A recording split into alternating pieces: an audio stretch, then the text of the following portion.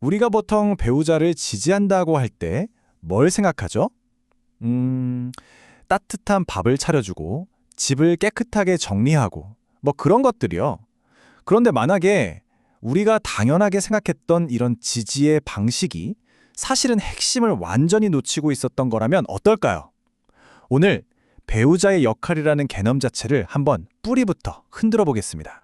자, 한번 솔직하게 생각해 보자고요. 배우자를 내조한다, 지지한다는 게 정확히 뭘까요? 아마 많은 분들이 딱 떠오르는 이미지가 있을 거예요. 잘 정돈된 집, 맛있는 저녁 식사, 깔끔하게 다려진 셔츠, 뭐 이런 것들이요. 근데 정말 그게 전부일까요? 오늘 우리가 살펴볼 이야기의 핵심 주장은요, 사실 굉장히 도발적이에요. 한 강연자가 뭐라고 하냐면 우리가 흔히 내조라고 부르는 이 모든 가사노동이 사실은 진짜 지지가 아닐 뿐더러 완전히 잘못된 생각이라고 딱 잘라 말합니다. 자, 여기 좀 보세요. 이 차이가 정말 충격적이죠? 왼쪽은 우리가 아는 거예요. 요리, 청소, 아이 돌보기. 이게 바로 지지다. 그런데 오른쪽 강연자의 주장을 보면요. 이건 진정한 지지가 아니래요. 심지어 질 낮은 일이라고까지 표현해요. 아니 왜? 왜냐하면요. 얼마든지 다른 사람을 고용해서 대체할 수 있는 일이기 때문이라는 겁니다. 와, 여기서 한 발 더 나아가서 정말 뼈 때리는 말을 하는데요. 가사 도우미의 일을 하고 있다면 가사 도우미처럼 대우받을 수 있다? 이게 무슨 뜻이겠어요? 내 역할을 이런 가사 노동에만 딱 묶어두면 관계 안에서 내 가치도 딱 그만큼으로 취급받을 수 있다는 정말 무서운 경고인 거죠. 아니 왜 이렇게까지 심하게 말하냐고요? 여기엔 아주 간단한 경제 논리가 깔려 있어요. 계산 한번 해보죠. 만약 내가 밖에서 하루에 30만 원을 벌 수 있는 전문 인력인데 집에서 4만 원이면 다른 사람을 쓸 수 있는 일을 붙잡고 있다? 그럼 매일 26만 원씩 그냥 날리고 있는 셈이잖아요. 그 시간에 훨씬 더 가치 있는 나만 할 수 있는 일을 해야 한다는 거예요. 그래서 이 강연자가 이런 비유를 들어요. 대학까지 나온 사람이 쌀이나 씻고 있으면 안 된다. 아, 이거 뭐 학벌 가지고 잘난 척하라는 얘기가 절대 아니고요. 당신이 그동안 쌓아온 지식, 경험, 그 잠재력이라는 엄청난 자원을 너무 아깝게 낭비하고 있다는 걸 꼬집는 아주 강력한 메시지인 거죠. 자, 좋습니다. 그럼 알겠어요. 집안일이 진짜 지지가 아니라면 도대체 뭘 해야 하는 걸까요? 배우자를 위해 우리가 해야 할 가장 중요한 역할이라는 게 대체 뭘까요? 그 답이 바로 이겁니다. 강연자가 말하는 진정한 지지의 새로운 정의. 바로 배우자와 깊이 있는 대화가 가능한가? 네, 바로 이거예요. 청소도 요리도 아닌 바로 이 대화. 모든 것의 중심이 밥이나 빨래가 아니라 바로 이 대화로 옮겨오는 순간입니다. 이게 가장 중요한 전환점이에요. 아, 근데 여기서 말하는 대화라는 게 그냥 오늘 뭐 했어? 이런 수준이 아니에요.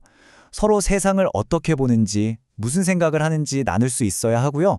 내 파트너가 밖에서 얼마나 치열하게 싸우고 있는지 그 세계를 이해해 줘야 해요. 그리고 가장 중요한 건 그 사람과 발맞춰서 나도 함께 성장하는 거죠. 결국 내 배우자가 가장 중요한 얘기를 털어놓고 싶고 멋진 곳에 여행 갈 때 꼭 데려가고 싶은 단 한 사람, 바로 그런 지적인 동반자가 되어주는 겁니다. 그런데 말이죠. 여기서 문제가 생길 수 있어요. 만약에 한쪽은 계속 앞으로 나아가는데 다른 한쪽이 어느 순간 배움을 멈추고 제자리에 서 있다면 과연 어떻게 될까요? 자, 이 과정을 한번 따라가 보세요. 처음엔 같은 눈높이에서 출발한 두 사람이 있었어요. 근데 한 사람이 사회적으로 크게 성공하면서 계속 위로 올라가요. 반면에 다른 한 사람은 그냥 집에만 머물러 있죠. 시간이 흐를수록 두 사람이 보는 세상이 너무 달라져 버리는 거예요. 결국엔 둘 사이에 보이지 않는 강이 흐르게 되고 서로의 말을 더 이상 이해할 수 없게 되는 거죠. 이 상황을 강연자가 이렇게 표현하는데 정말 가슴이 아파요. 남편이 저 아래 바닥에 있을 땐 말이 통했는데 저만치 높이 올라가 버리니까 이제는 대화가 안 된다. 분명 성공하면 더 행복할 줄 알았는데 오히려 그 성공이 둘 사이를 갈라놓는 가장 큰 벽이 되어버린 거예요. 정말 비극이죠. 근데 진짜 아이러니한 게 뭔지 아세요? 관계를 이렇게 갈라놓은 그 성공을 누구보다 간절히 기도했던 사람이 바로 그 자리에 멈춰서 있던 배우자 자신이었다는 거예요. 상대방만 잘 되게 해달라고 빌었지 정작 그 성공한 사람 옆에 어울리는 파트너가 되기 위해 나 자신을 성장시키는 데는 소홀했던 거죠. 자, 보세요. 기도의 방향이 완전히 다르죠? 왼쪽처럼 그저 내 파트너를 성공하게 해주세요 라고 비는 건 결국 두 사람 사이에 격차라는 시한폭탄을 씹는 것과 같아요. 하지만 올바른 행동은 뭐냐? 초점을 나 자신에게 맞추는 겁니다. 제가 저 사람의 성장을 따라갈 수 있도록 저를 성장시켜주세요.